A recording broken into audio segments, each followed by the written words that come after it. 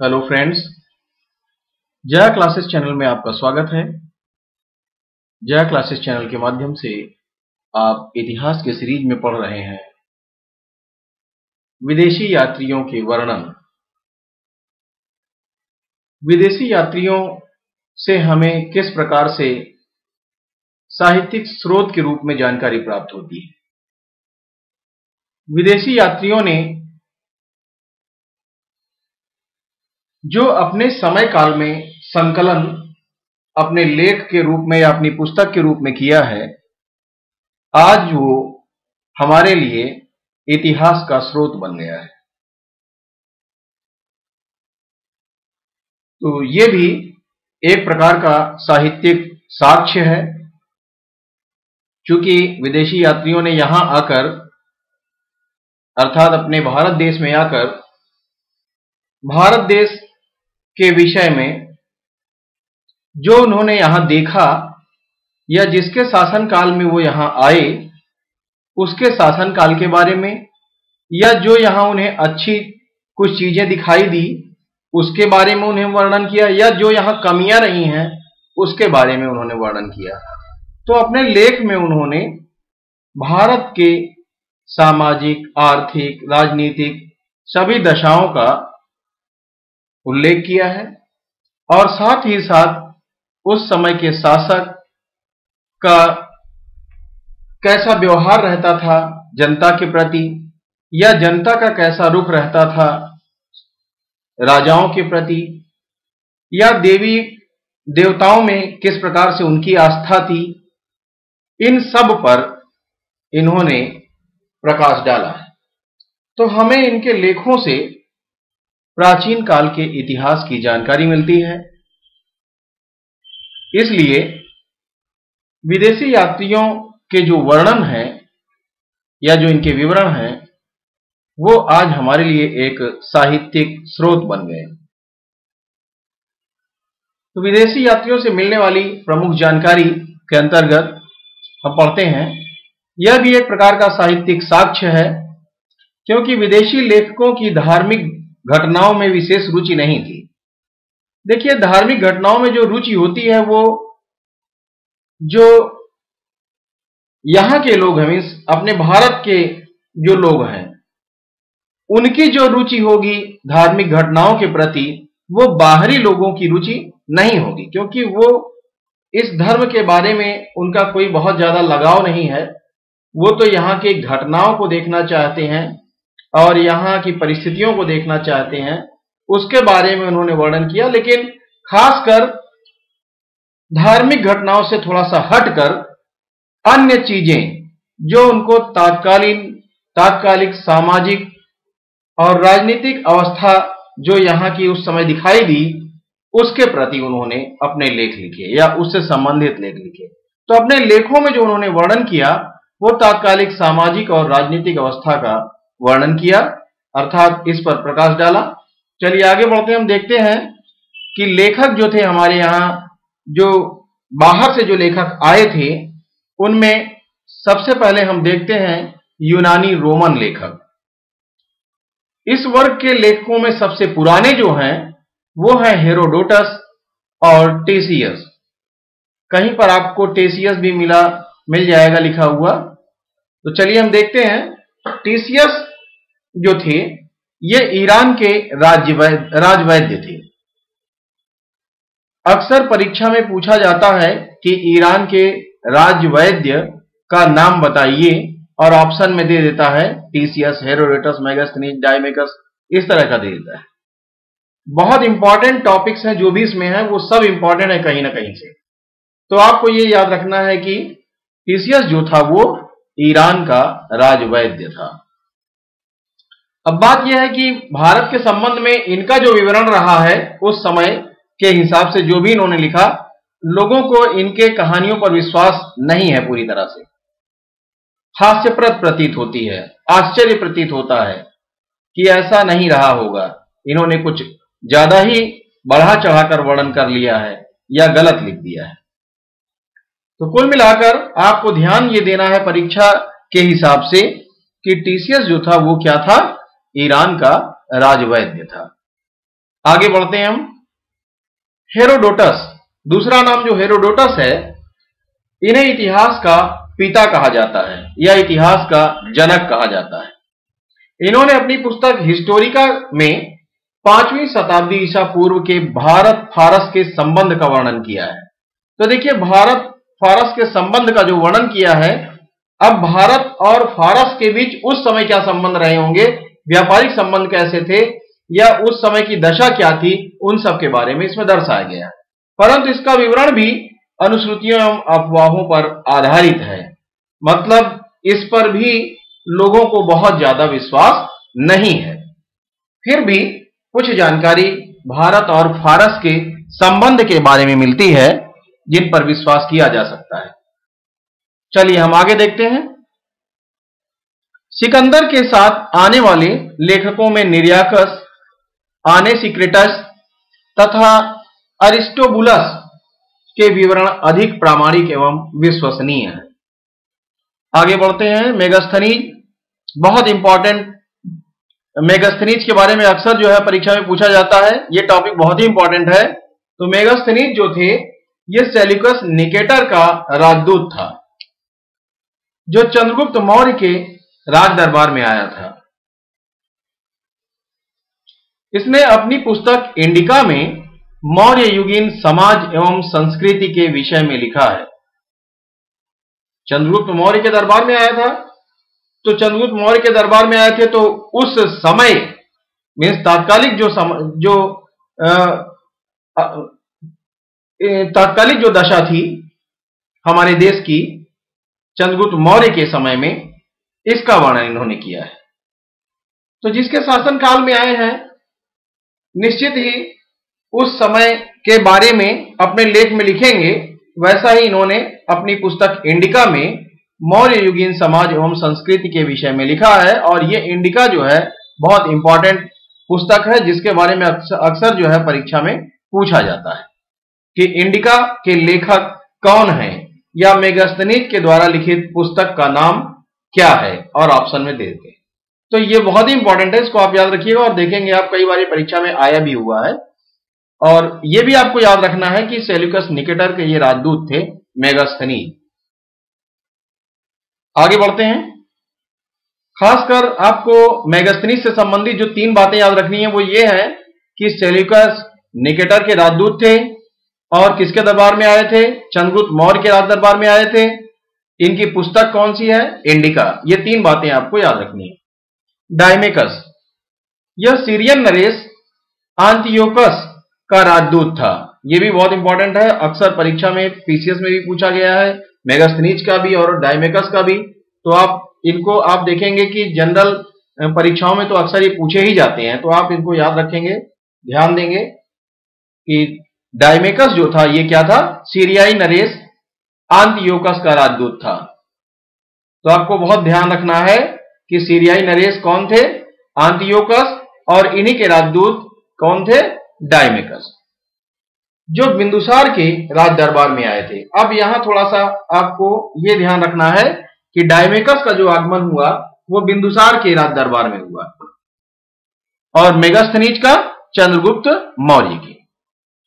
इसका विवरण भी मौर्य युग से संबंधित है, क्योंकि बिंदुसार भी मौर्य युग से संबंधित है, तो उनके शासन काल में आए तो मौर्य युग के बारे में इन्होंने लिखा या उससे संबंधित जानकारी लिखी। आगे चलिए देखते हैं। डायोनिसियस, यह मिस्र नरेश टालमी फिलाडेल्फस का राजदूत था। अब डायमेकस और डायोनिसियस में आप जो है भ्रम न करिएगा, परीक्षा में इन दोनों में से अक्सर जो है एक ना एक पूछा ही जाता है कि डायोनिसियस जो थे ये किसके राजदूत थे या कहां के राजदूत थे। तो मिस्र नरेश टालमी फिलाडेल्फस के राजदूत थे, जो अशोक के राज दरबार में आए थे। और यह भी पूछा जाता है कि ये अशोक के राज दरबार में आए थे कि बिंदुसार के या चंद्रगुप्त मौर्य के। तो ये तीनों जो भी आप देख रहे हैं बहुत ही इंपॉर्टेंट है, क्योंकि ये तीनों जो हैं मौर्य युग से संबंधित है, इसलिए आप बहुत ही इंपॉर्टेंट है। जो अशोक के राज दरबार में आया था, तो अशोक के राज दरबार में कौन आया था, डायोनिसियस। और ये जो है मिस्र नरेश टॉलमी फिलाडेल्फस का राजदूत था। चलिए आगे देखते हैं। अगले हैं टॉलमी। इसने दूसरी शताब्दी में भारत का भूगोल नामक पुस्तक लिखी। जो पूछा जाता है परीक्षा में वो ये पूछा जाता है कि भारत का भूगोल नामक पुस्तक के लेखक कौन है, तो आपको याद रखना है कि टॉलमी के द्वारा लिखित ये पुस्तक। प्लिनी के द्वारा लिखित पुस्तक का नाम क्या है? Natural history. कई बार परीक्षा में पूछा गया है, बहुत ही इंपॉर्टेंट क्वेश्चन है ये। नेचुरल हिस्ट्री के लेखक कौन है? प्लिनी। इसमें भारतीय पशुओं, पेड़ पौधों, खनिज पदार्थों आदि के बारे में विवरण मिलता है। इसके बाद देखते हैं हम पेरिप्लस ऑफ द एरिथ्रियन सी। ये बहुत ही इंपॉर्टेंट क्वेश्चन इससे बनकर आता है। आपके पीसीएस परीक्षा में कई बार कई तरह से पूछा गया है कि अब एक बात यह भी ध्यान रखना है कि पेरिप्लस ऑफ द एरिथ्रियन सी, इस पुस्तक के बारे में जानकारी नहीं है कि इसके लेखक कौन है, और यह बहुत ही इंपॉर्टेंट है। यह लेखक करीब 80 ईस्वी में हिंद महासागर की यात्रा पर आया था। उस समय के भारत के बंदरगाहों तथा व्यापारिक वस्तुओं के बारे में जानकारी दी है।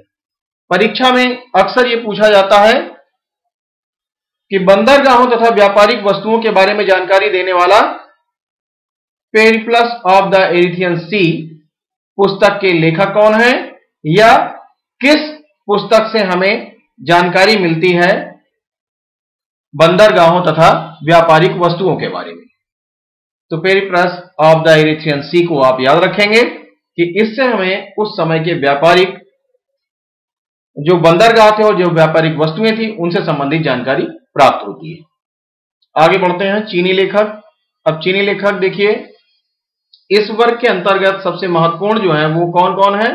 फाहियान और वेन्सांग, और तीसरे हैं इत्सिंग। फाहियान और वेन्सांग तीसरे इत्सिंग हैं।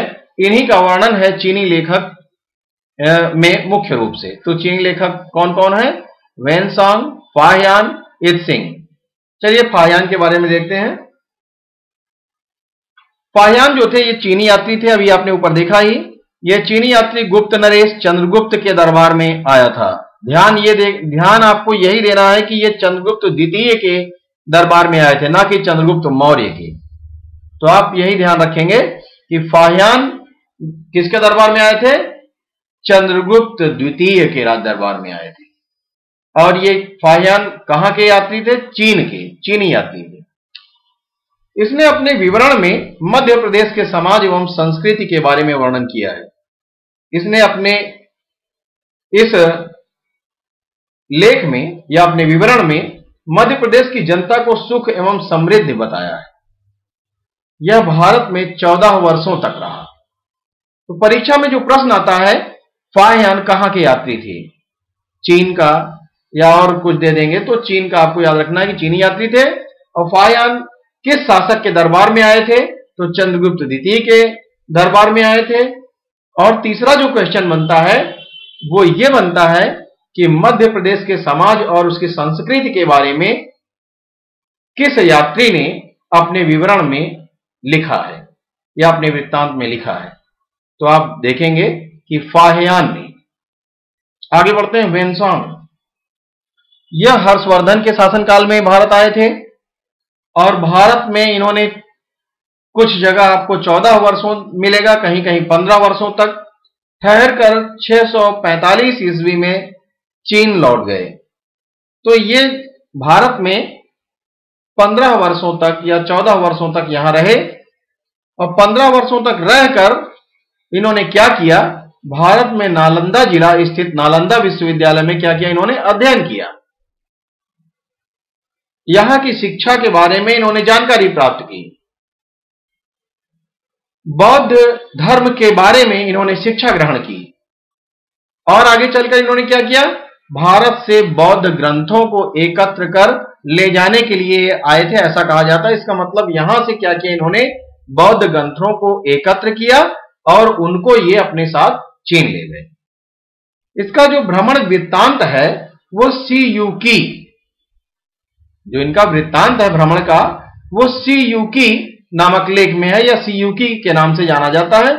तो सीयूकी किसका वृत्तांत है? वेन्सॉन का।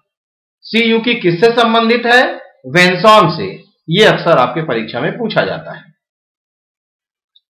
जिसमें 138 देशों का विवरण मिलता है। इसने हर्षकालीन समाज, धर्म तथा राजनीति के बारे में वर्णन किया है। चूंकि हर्षवर्धन के शासनकाल में यहां आए हुए थे, तो देखिए जो लेखक जिसके शासनकाल में भारत आया, भारत में जब आए किसी भी शासक के शासनकाल में, तो उसी के बारे में तो लिखेंगे, क्योंकि तात्कालिक जो इनको सूचना मिलेगी वो जो शासक है उस समय का, उसी के बारे में मिलेगी। तो ज्यादातर शासकों के बारे में सबने लिखा है। उस समय की क्या स्थिति थी देश की, उसके बारे में लोगों ने लिखा। इसी प्रकार से इन्होंने हर्षकालीन समाज, धर्म तथा राजनीति के बारे में वर्णन किया। इसके अनुसार सिंध का राजा शूद्र था।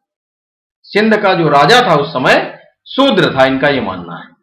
वेन्सॉन के अध्ययन के समय नालंदा विश्वविद्यालय के कुलपति कौन थे, यह भी परीक्षा में कभी कभी पूछा गया है।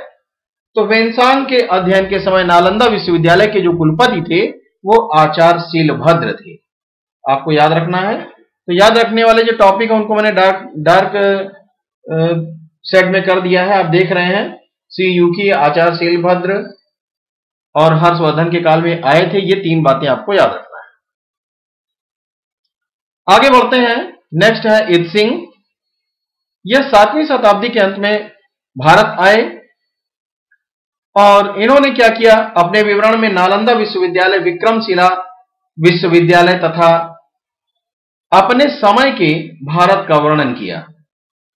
अपने विवरण में इन्होंने नालंदा विश्वविद्यालय और विक्रमशिला विश्वविद्यालय के बारे में वर्णन किया और उस समय का जो भारत की जो उस समय की जो दशा थी या उस समय का जो भारत था उसके बारे में इन्होंने वर्णन किया अपने लेखों में। आगे बढ़ते हैं। अरबी लेखक। अरबी लेखक देखिए कौन कौन से हैं। अल-बरूनी, यह महमूद गजनवी के साथ भारत आए थे।